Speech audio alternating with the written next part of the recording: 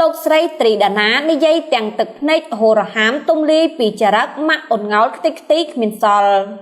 ខ្ញុំលើកខ្ញុំឃើញវីដេអូគាត់និយាយថាចាប់ពងត្រាខ្ញុំឈឺចិត្តម្ដងហើយ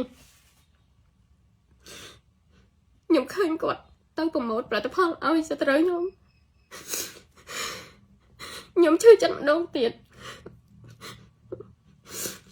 បងប្អូននឹងស្រាប់ហើយខ្ញុំអត់ចាញ់ណាគេប៉ុន្តែខ្ញុំចាញ់ទឹកចិត្តផងខ្ញុំបងប្អូនយល់ទេបងប្អូនយល់ថាខ្ញុំចាញ់ទឹកចិត្តផងខ្ញុំ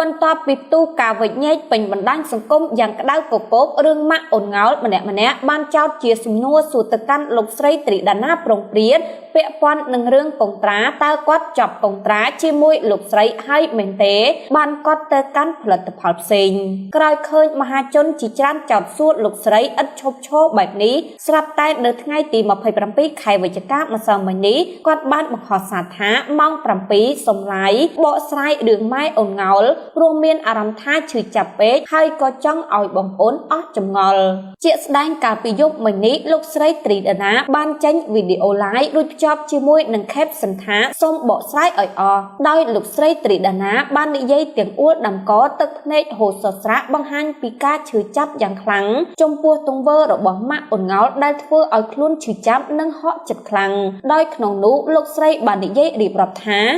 បើសម្រាប់ខ្ញុំវិញបងប្អូនអ្នកគ្នាខ្ញុំកើតចេញពី80000រៀល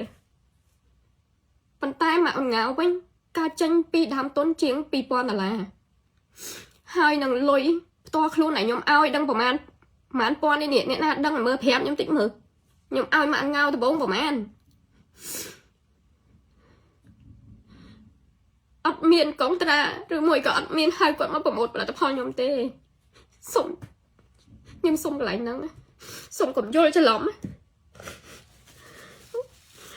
ខ្ញុំលើកខ្ញុំឃើញវីដេអូគាត់និយាយថាចាប់កងត្រាខ្ញុំឈឺចិត្តម្ដងហើយខ្ញុំឃើញគាត់ទៅប្រម៉ូទផលិតផលឲ្យស្ត្រីខ្ញុំឈឺចិត្តម្ដងទៀតបងប្អូននឹងស្រាប់ហើយខ្ញុំអត់ចាញ់ណាគេប៉ុន្តែខ្ញុំចាញ់ទឹកចិត្តផងខ្ញុំបងប្អូនយល់ទេបងប្អូនយល់ថាខ្ញុំចាញ់ទឹកចិត្តផងខ្ញុំនៅមានទៀតបងប្អូនទៅស្ដាប់ខ្ញុំមកតង់នៅមានខ្ញុំឲ្យខ្ញុំប្រាប់បុគ្គលិកខ្ញុំថាចេះខ្ញុំប្រាប់បុគ្គលិកខ្ញុំថាបើប្តីគាត់នៅឆ្ងាយហើយប្តីគាត់ខ្ញុំឲ្យសើបទៀតថាចេះប្រាក់ខែប្តីគាត់ប្រហែលបានតែនៅឆ្ងាយពីប្រពន្ធធ្វើអីតែនៅឆ្ងាយពីប្រពន្ធអាណិតកូនឥឡូវនេះគឺមានមុខរបរហើយព្រោះអ្នកខ្លះល្មមតំណាងខ្ញុំអត់ដែលមានសំណាងកថានឹងទេឥឡូវមានហើយណាអញ្ចឹងឲ្យប្តីមកធ្វើកាក់មកជាមួយមកឲ្យប្តីមករកស៊ីជាមួយគ្នាទៅឲ្យជុំគ្នាទៅណាហើយខ្ញុំពីដំបូងណាខ្ញុំអត់ចង់ឲ្យគាត់មកធ្វើ BA មកនៅជាមួយខ្ញុំទេឬមួយក៏នឹកឃើញថាអីទេខ្ញុំគិតថាបើប្តីនឹងមកឲ្យជុំកូនជុំប្រពន្ធរកស៊ីទៅចាប់ដៃគ្នាទៅខ្ញុំក៏ប្រាប់កូនចៅថាឲ្យប្រាក់ខែគាត់ទៅឲ្យប្រាក់ខែ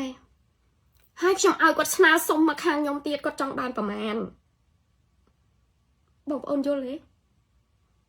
ស្ដាប់ឲ្យតន់ណាខ្ញុំអត់មានបានជួលគាត់ទេខ្ញុំអត់មានបានជួលគាត់ប្រម៉ូទខ្ញុំទេដើមតងគឺវាអញ្ចឹងតិចច្រឡំថាមនុស្សខ្ញុំអូខ្ញុំឲ្យលុយគេទៅសំដែងអ្នកឯងធ្វើក្រទៅអ្នកឯងធ្វើអត់ទៅអ្នកឯងធ្វើចេះខ្ញុំចង់ថាអ៊ុយអត់ទេខ្ញុំមិនមែនមនុស្សអញ្ចឹងទេសុំស្ដាប់ខ្ញុំអត់ច្បាស់